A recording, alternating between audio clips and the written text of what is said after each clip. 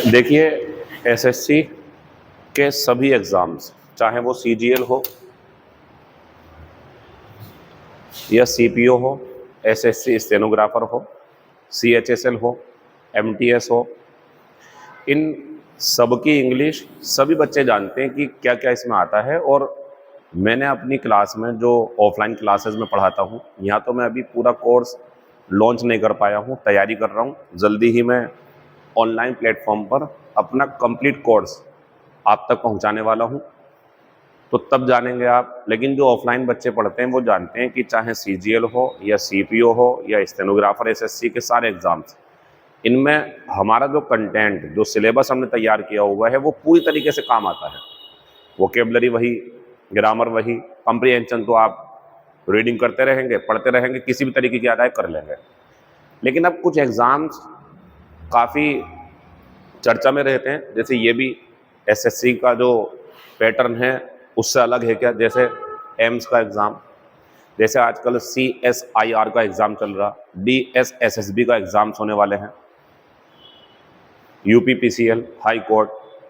तो सिर्फ एसएससी पर ही अगर निर्भर रहोगे तो शायद टाइम ज़्यादा लग जाए। उसमें हो जाए तो ठीक, नहीं हो तो फिर ये एग्ज़ाम्स हैं आपके लिए।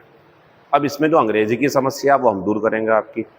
किसी भी चीज़ में सफलता हासिल करने के लिए, कोई भी एग्ज़ाम क्रैक करने के लिए हमारे लिए जो सबसे ज़रूरी चीज़ है वो ये है कि we should know the syllabus. हमें सिलेबस जानना चाहिए।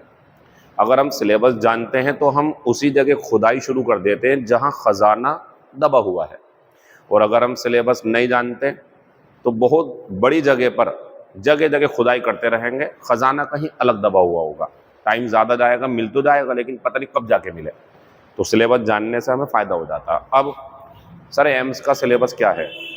इसमें इंग्लिश 25 क्वेश्चंस, कभी कभी ये 20 और 30 भी हो सकते हैं, 25 के ज़्यादा चांस हैं। अब इसमें क्या क्या आएगा, दो जवाब आपको मैं। एसएससी का ही सिलेबस है लेकिन स्टेनोग्राफर का नहीं, सीजीएल का, लेकिन लेवल नीचा होगा। यानी कि इसमें स्पेलिंग्स आएंगी, इसमें इडियम फ्रेजेस आएंगी, फ्रेजल वर्ब आएंगी, इसमें एंटोनिम्स आएंगे, इसमें सिनोनिम्स आएंगे, होमोफोन्स आएंगे, ग्रामर आएगी, ज़्यादातर टेंस आएगा, प्रीपोजिशन आएगी, डिग्री आएगी, बाकी भी आएंगी, question tag, case of emergence, मतलब सारी की सारी ग्रामर। कॉम्प्रिहेंशन में क्लोज टेस्ट आने की संभावना है या उसके बदले में पैसेज PQRS आएंगे। तो कह दूं अगर मैं ये बात कि जिसने एसएससी की तैयारी कर ली उसने इसकी इंग्लिश की तैयारी कर ली है। तो सेम क्वेश्चंस तो नहीं, लेकिन थोड़ा लेवल नीचा होगा, हल्का होता है इसका लेवल। और आपको ये किस तरीके से दिया जाएगा एग्जामिनर के द्वारा, शुरू किए जा रहे हैं। मैं सिर्फ 15 करवाऊंगा, पेपर में 25 आएंगे, 15 में ही अपना काम कर जाऊंगा। जब तक एग्जाम होगा एम्स के क्वेश्चंस आपके सामने आते रहेंगे, कल भी आएंगे। DSSSB भी शामिल करने वाला हूं कल से इसके अंदर। बाकी एसएससी के एग्जाम्स जब होंगे तो उसके बारे में भी बात करेंगे, जैसे सीजीएल के बारे में भी खास तौर से बात की जाएगी। अब आप सोचेंगे कि सर इतना आसान सा सवाल, आप ये मत कहा करो। आप जो सामने क्वेश्चन आया उसे सोल्व करो और देखो कि वो हो पाया या नहीं। मैंने कितनी बार बोला था एसएससी स्टेनोग्राफर के बारे में, स्पेलिंग्स पढ़ लो, वन वर्ड पढ़ लो, क्लोज टेस्ट के पीछे मत पढ़ो। मेरी किताब जो मैंने लॉन्च करी है वोकेबलरी वाली, उस पर ध्यान से 200 क्लासेस पूरी कर लो। खूब सबका सब कंटेंट उसी में से, खूब स्पेलिंग्स आई, खूब वन वर्ड आने शुरू हो गए। अब क्या करोगे आप? इसलिए हम कहते हैं कि ऐसे पढ़ो, ऐसे मत पढ़ो थोड़ा थोड़ा सा, ऐसे पढ़ो समेट के। टाइम लगेगा लेकिन कंफर्म जॉब मिल जाएगी। और ऐसे ऐसे करोगे तो मुझे लगता है 100 में से 2-3 बच्चों की नौकरी लग पाएगी, 98 फेल हो जाएंगे। और ऐसे पढ़ोगे तो 100 में से 98 की नौकरी लगेगी, 2 शायद ना लग पाए। इतनी देर में आपको ये क्वेश्चन सोल्व कर लेना चाहिए था। आंसर पहला। दूसरा है वजह, राइट नाउ। अगर मैं आपसे कहूं भाई इस समय, बिल्कुल इस समय क्या कर रहे हो, ये आएगा निकल के मुंह से, तो आंसर इसका दूसरा हो जाएगा, she is writing a letter right now. वो इस समय एक पत्र लिख रही है। प्रैक्टिस चल रही है ना बच्चों, ये आपका सिलेबस है, ऐसी क्वेश्चन मिल जाएंगे आपको पेपर में। चलिए आंसर लगा लीजिए आप। मैं 10-10 सेकंड के लिए जो रुकता हूं वो रुकूंगा मैं आपके सामने, फिर रुक गया मैं। प्रैक्टिस करो आप लोग इसकी। सब कुछ वही है, अंग्रेजी सबकी एक ही होती है बच्चों, बस कहीं पे थोड़ा वन वर्ड घुस जाते हैं, कहीं पर नहीं आते, ऐसा होता रहता है। जो सब कुछ पढ़ेगा वो जरूर कहीं ना कहीं लग जाएगा। जब इन्होंने हमें बता दिया 2026 तक, जब इन्होंने बता दिया 2026 तक, फिर देर रिक्त स्थान और आगे चल के ये भी बता रहा है 4 प्लस समय, तो बच्चों आंसर तो परफेक्ट में कंफर्म हो गया ना। तो 2026 तक उन्हें दिल्ली में रहते हुए 10 साल हो जाएंगे, 10 सालों से रह रहे होंगे 2026 में, यानी कि 2016 में आए थे वहां पे वो। आंसर हमारा तीसरा हो जाएगा। अच्छा, जो नए बच्चे हैं वो बार बार परेशान रहते हैं कि सर और अतिरिक्त जानकारी कहाँ मिलेगी, तो हमारा टेलीग्राम चैनल है जो आप सर्च कर सकते हैं, पैशन, वो लिखा हुआ है वैसे ऊपर, passion coaching classes by Azeem Khan sir. तो पैशन कोचिंग क्लासेस, लेकिन अब आपको ये नहीं मिलेगा क्योंकि हमने इसे चेंज कर दिया। अब आप ढूंढेंगे इस नाम से, English classes with Azeem Khan sir, ये सर्च कर लीजिए आप टेलीग्राम पे, हमारा चैनल आएगा, उसे आप ज्वाइन हो जाएं उसमें, और ज्वाइन करने के बाद में आप काफ़ी सारी इंफॉर्मेशन पा सकते हैं। आंसर तीसरा हो गया। क्वेश्चन नंबर तीसरा, बस यही क्वेश्चन आते रहेंगे, कुछ कम रह गए तो वो कल आ जाएंगे।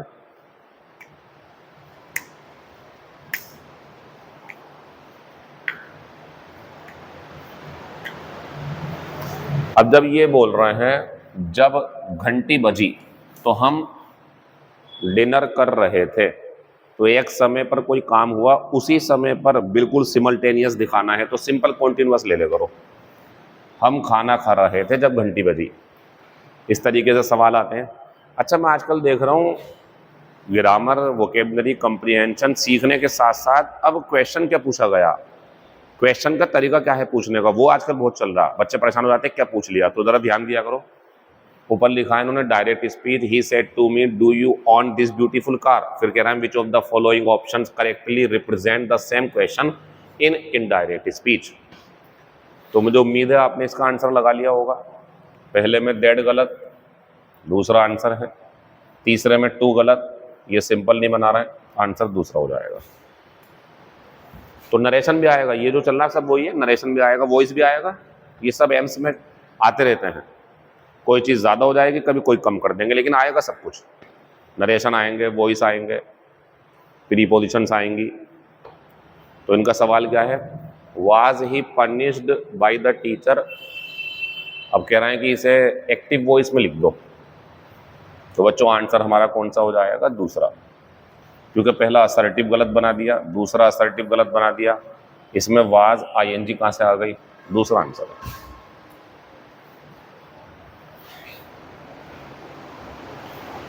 सीखो, पढ़ो, एग्जाम दो, लग जाओगे, सोचो मत ज़्यादा, बेफिजूल की बातों में मत आओ, एक प्रॉपर तरीके से सिलेबस पूरा करो, थोड़े थोड़े से सिलेबस पूरे मत करो, भटकते रहोगे वरना। लुक, इसका मतलब होता है देखो, इंटरजेक्शन है यहाँ पे, ये कोई पूछे अगर आपसे तो इसका नाम क्या है, इंटरजेक्शन।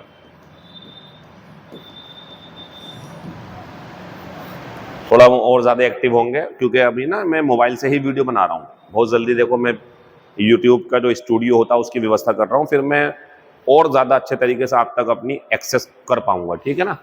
देखो, बच्चे पार्क में खेल रहे हैं, जब देखो कह रहे हैं तो सामने खेल रहे होंगे, तीसरा आंसर है। अभी तक सब में टेंस चला, क्वेश्चन टेक भी आएगा,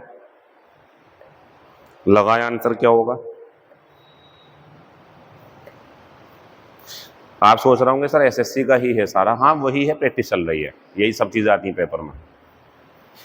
इफ इट रेन्स, बच्चों कंडीशनल सेंटेंस में क्वेश्चन टैग इसका मत बनाया करो, इसका बनाया करो, आंसर पहला है। अगर बारिश होती है तो हम घर पर ही ठहरेंगे, क्या हम नहीं ठहरेंगे।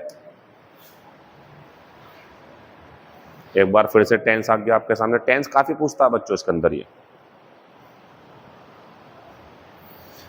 आपका एग्जाम 25-26 में है, लगातार आपको ये क्लासेस मिलती रहेंगी, आपको फायदा मिलेगा इससे, कम से कम अनुमान हो जाएगा कि इस तरह के क्वेश्चन आएंगे। अब जिन्होंने बच्चों ने पढ़ा है टेंस वो जानते हैं बाय द टाइम के साथ अगर पास्ट इंडेफिनिट है तो अगले वाले में पास्ट परफेक्ट आता। जब तक वो यहाँ आई हम अपना ब्रेकफास्ट जो थे वो सॉरी अपना दोपहर का खाना खा चुके थे। ये सवाल देखें जरा आप, क्या लिखा, identify the spelling error in the following sentence. तो इन्होंने कहा है इस सेंटेंस में स्पेलिंग की गलती करी है, सेंटेंस लिखा फिर इन्होंने ऑप्शन दे दिए, इसमें गलती है क्या, स्पेलिंग ढूंढनी है आपको, गलत है या सही, इसमें ढूंढनी है इसमें, और आप पाओगे कि ये गलत है। ये जो रिसीव्ड है इसकी स्पेलिंग होती है बच्चों ये। तो सवाल को समझना बहुत ज़रूरी है। बी पार्ट में गलती थी, सवाल था स्पेलिंग एरर ढूंढो, अब इन्होंने 4 ऑप्शन दे दिए इन्हीं में से और एक गलत है उसमें, तो ये गलत था, आंसर हो गया खत्म। या फिर ऐसे पूछ सकता, ये तो आप समझ गए होंगे एकदम, वो अच्छा सवाल था पीछे वाला, कभी आप परेशान हो जाओ। आजकल जो ज़माना है वो स्मार्टनेस का है, नॉलेज सबके पास है, उसे एग्जीक्यूशन में कौन ले रहा, उसे अप्लाई कौन कर रहा, वो विजेता हो रहा आजकल। अब सबको पता है स्पेलिंग्स आती है, लेकिन सवाल क्या कर दिया एग्जामिनर ने वो भी तो पता होना चाहिए ना। द ब्रैकेटेड वर्ड जो ब्रैकेट में है in the given sentence is spelled incorrectly, incorrectly करा गया है, इसे बोल भी दिया उन्होंने साहब। Choose the correct spelling of the word from the given 4 options. बच्चों कमेटी की जो स्पेलिंग होती है ना वो ये होती है COMMITTE, ये आंसर है इसका दूसरा। स्पेलिंग्स काफ़ी चर्चा में है आजकल। अच्छा मुझसे अगर आप पूछे ना तो मैं कहूँगा हर एग्ज़ाम में जहाँ इंग्लिश आती है स्पेलिंग ज़रूर आनी चाहिए, क्योंकि बच्चों स्पेलिंग तो हमारी राइटिंग का जो हम लिखेंगे महत्वपूर्ण हिस्सा है ना, बोलने का नहीं है चाहे, और हम लेटर लिख के भेजते हैं तो लेटर में जब स्पेलिंग ही गलत होगी तो बड़ा बुरा असर पड़ता है। तो आई मस्ट से मुझे ये ज़रूर कहना चाहिए, मैं कहना चाहूँगा कि स्पेलिंग हर पेपर में आनी चाहिए, और ज़्यादा से ज़्यादा कम से कम अगर 50 क्वेश्चन का है तो 5 स्पेलिंग आनी चाहिए, 25 का है तो 2-3 आनी चाहिए। देखो आपको 2-3 मिलेंगे वहाँ पे।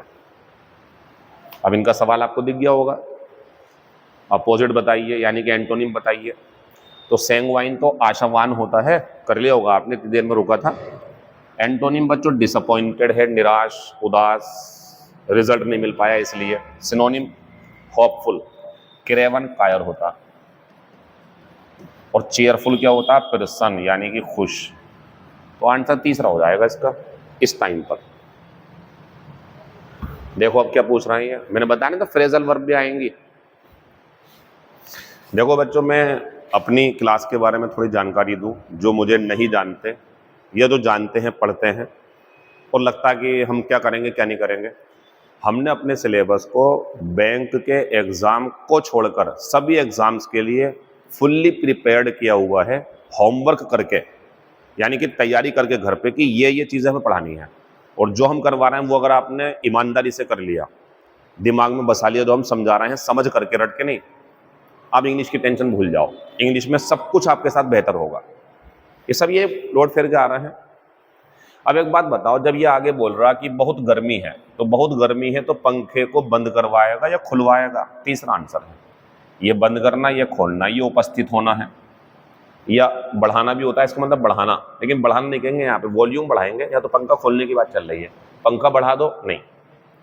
टर्न ओवर का मतलब होता है पलट जाना, सारे गलत, आंसर हमारा तीसरा हो जाएगा। क्वेश्चन नंबर 30 पे कुछ कहना चाह रहा आपसे, ये क्या कहना चाह रहा, सिनोनिम पूछ रहा। तो वो गुस्सा हो गया गलती पर, और बहुत ज़्यादा, लगभग कह सकते हैं कि बहुत ज़्यादा गुस्सा हो गया। देखो ये नॉर्मल गुस्सा, ये होता है गुस्से से पागल हो जाना। अब सिनोनिम पूछा है, मुझे उम्मीद है आपसे कर लिया होगा आपने, आंसर है एनरेज्ड, हैप्पी खुश, टाइटन, अच्छा ये तो बहुत बढ़िया शब्द है, ह्यूज विशाल, बहुत बड़ा, एडजेक्टिव है ये, और ये कंपनी का नाम भी है तो प्रॉपर नाउन है, लेकिन यहाँ पे एडजेक्टिव है विशाल। टाइनी जो है इसका ये क्या है बच्चों, हमारा छोटा, बहुत छोटा, स्मॉल। 13 का आंसर दूसरा। क्वेश्चन नंबर 14 दिखा दिया मैंने, 1 वर्ड भी आएगा, कुछ रहेगा क्वेश्चन वो कल ले आएंगे आपके लिए।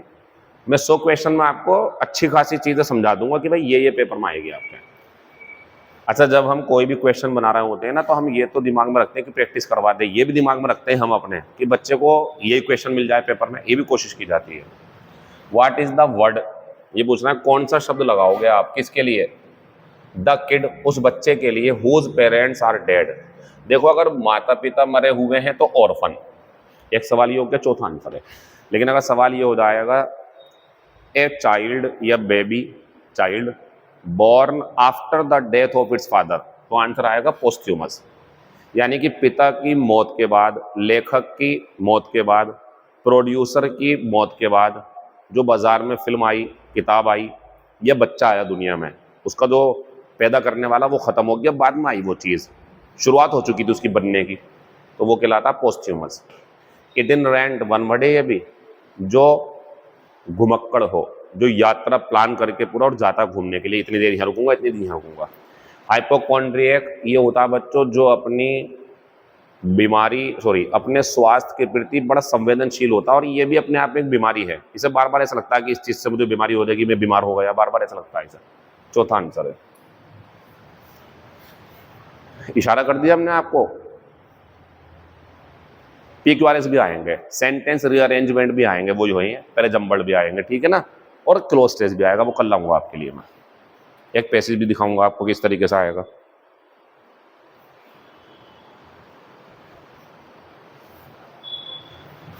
थोड़ा सा बच्चों जब इतना बड़ा क्वेश्चन आएगा तो कोशिश करा करो आप, थोड़ा सा वीडियो को रोक ले करो आप, क्योंकि मैं बहुत देर रुकना पड़ेगा मुझे वरना। तो क्या है ये सवाल हमारा, ये लिखा हुआ the question below consist of A set of labelled sentences out of 4 option given, select the most logical order of the sentences which form a paragraph. बच्चों देखो, आप देख रहे होंगे इसमें कई सारी बातें आई हैं। अब एकदम से यट का आना, एक कंजक्शन है यट का एकदम से आना अच्छा नहीं है। तो देखो कहीं भी इन्होंने डी से शुरू नहीं करा, तो डी से तो शुरू होगा नहीं।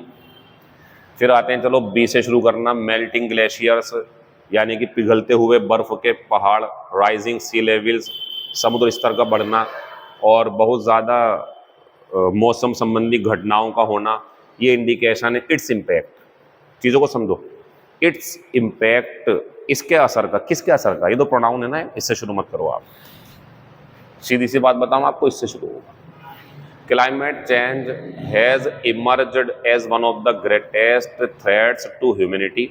जलवायु परिवर्तन इंसान के लिए एक बहुत बड़े खतरों में से बड़ा खतरा साबित हुआ है, उभर कर आया है। अब आएगा बच्चों इसके बाद में ये, the scientific community has repeatedly warned about the consequences of global warming। तो बच्चों क्लाइमेट चेंज का ही एक हिस्सा है ग्लोबल वार्मिंग, ये भी तो ग्लोबल वार्मिंग, दोनों एक दूसरे के पहलू है ये। तो बता रहे हैं जो वैज्ञानिक समुदाय है, जो वैज्ञानिक हैं, उन्होंने बार बार हमें चेतावनी दी है कि परिणाम बहुत बुरे होंगे ग्लोबल वार्मिंग के। अब ग्लोबल वार्मिंग के परिणाम क्या होंगे, अब आएगा बच्चों ये परिणाम है। बर्फ का पिघलना शुरू हो गया, समुद्र का स्तर बढ़ने लगा इसके पिघलने से, जो मौसम संबंधी घटनाएं हैं वो बड़ी अजीब सी होनी शुरू हो गई हैं, इसका असर आपको दिखाई दे रहा। अब आएंगे यहाँ पे, फिर भी international cooperation and strong policy measures are still lacking. अब देखो इतनी सारी बातें बता दी, फिर ये आएगा ना, फिर भी अंतर्राष्ट्रीय सहयोग और एक मजबूत पॉलिसी के मापदंड की अभी भी कमी है। आंसर हमारा कौन सा हो जाएगा, तीसरा। चलिए बच्चों, इस तरीके के और क्वेश्चंस मिलेंगे आपको। मैं थोड़ा सा अभी बीच में रेस्ट लिया, मैंने 10-15 दिन कोई वीडियो अपलोड नहीं की। इंशाल्लाह अब यहाँ से आगे तक आपका CGL, आपका एम्स, आपका जो है DS SSB, जो भी एग्जाम्स पड़ेगा सबके लिए हम विशेष तरीके के क्वेश्चन लाएंगे, ताकि आपको दिखा सके कि ऐसा पेपर आने वाला है आपका। ये 15 थे, पेपर में 25 आएंगे। धन्यवाद, बाकी बातें बाद में। Thank you.